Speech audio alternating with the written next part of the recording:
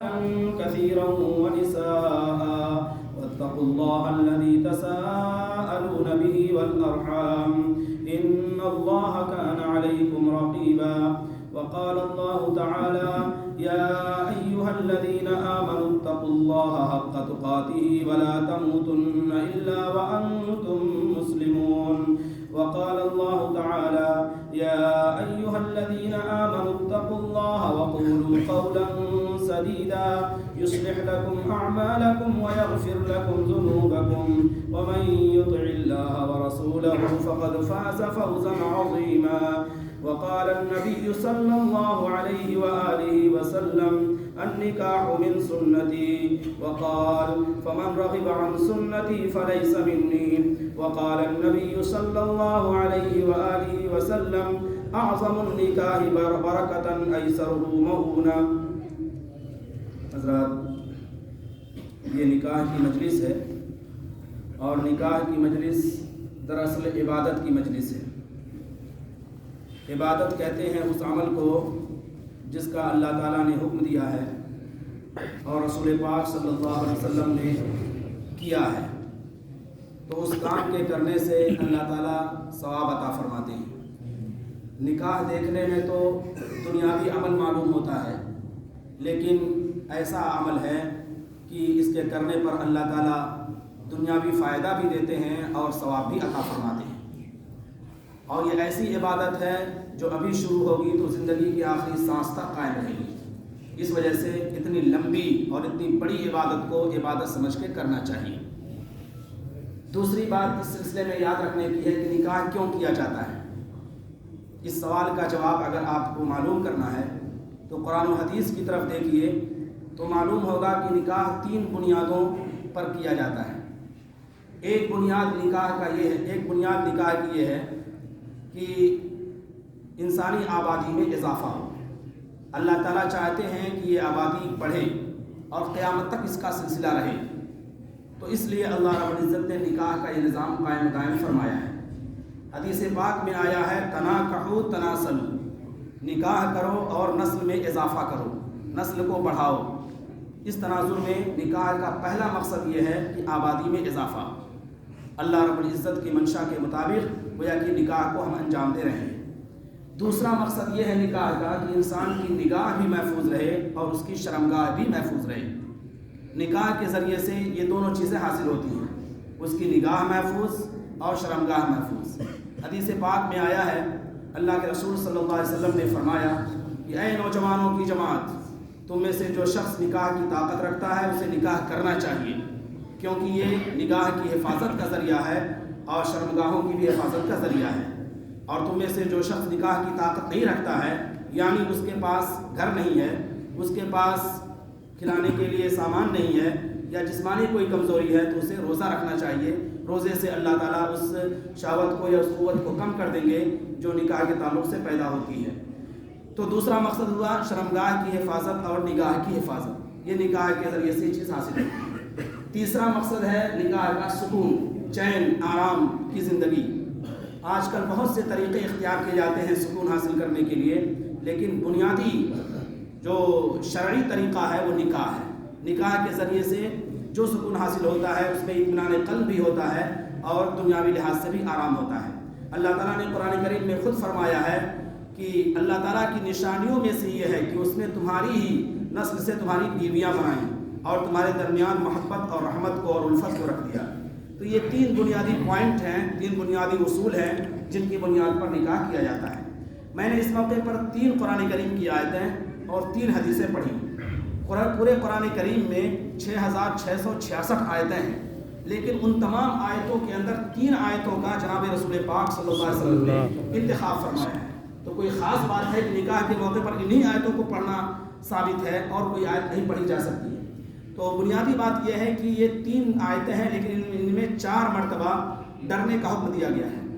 4 مرتبہ 3 آیتوں میں 4 مرتبہ ڈرنے کا حکم دیا گیا. لوگوں اللہ سے ڈرو، لوگوں اللہ سے ڈرو، لوگوں اللہ سے ڈرو، لوگوں اللہ سے ڈرو. اس کا مطلب یہ کہ نکاح کوئی اہم چیز ہے جس میں ڈرنے کا حکم دیا جا رہا ہے.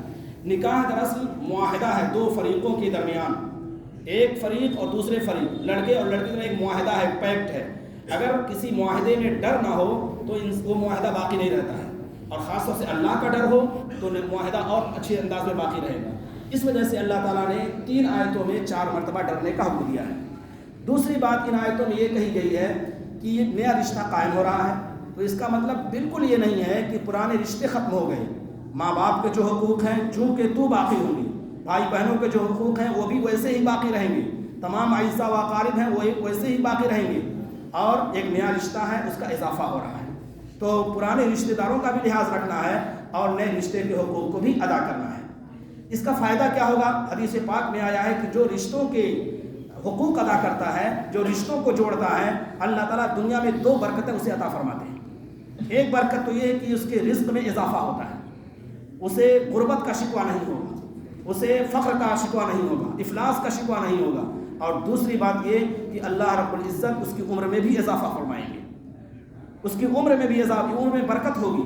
تو یہ دونوں فائدے ایسے ہیں کہ انسان ان کی بنیاد پر ساری چیزوں کو تج دے اور ان کو باقی رکھنے کی کوشش کرے۔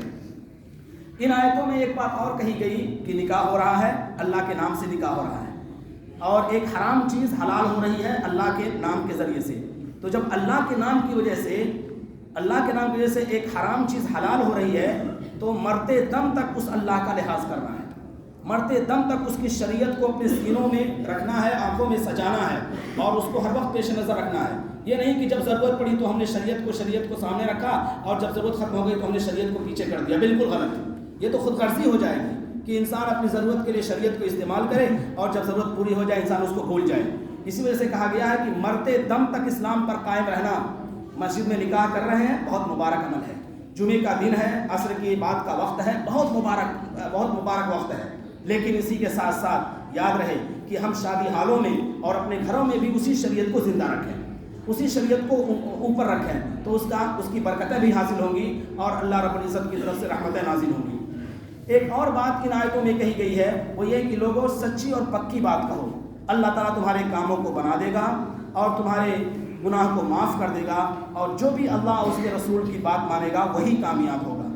حدیث پاک میں فرمایا جناب محمد رسول اللہ صلی اللہ علیہ وسلم نے کہ نکاح میری سنت ہے، نکاح میرا طریقہ ہے، اور نکاح کے بارے میں یہ بھی ہے کہ تمام انبیاء کی سنت ہے۔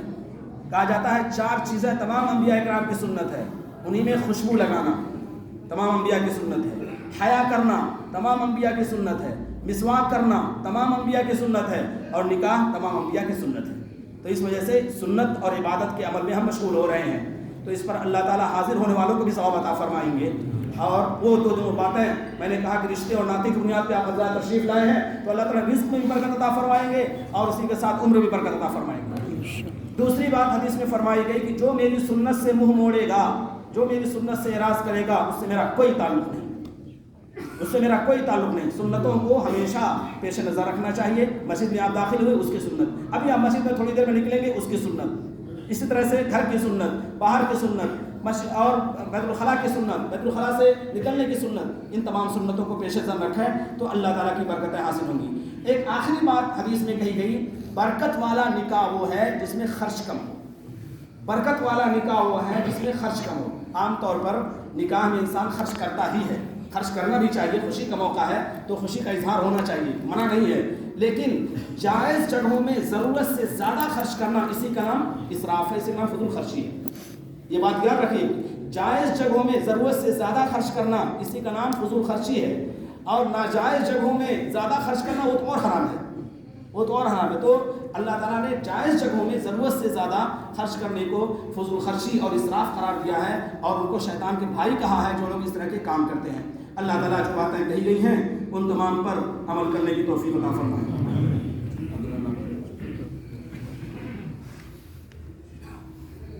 کیا نظر ہوتی ہے فوراً اچھا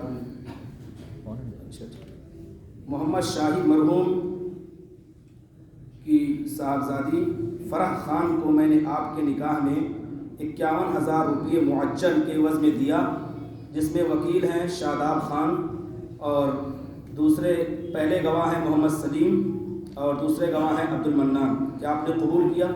جی قبول کیا۔ بارک اللہ لک، بارک علیک، وجمع بینکما بالخیر۔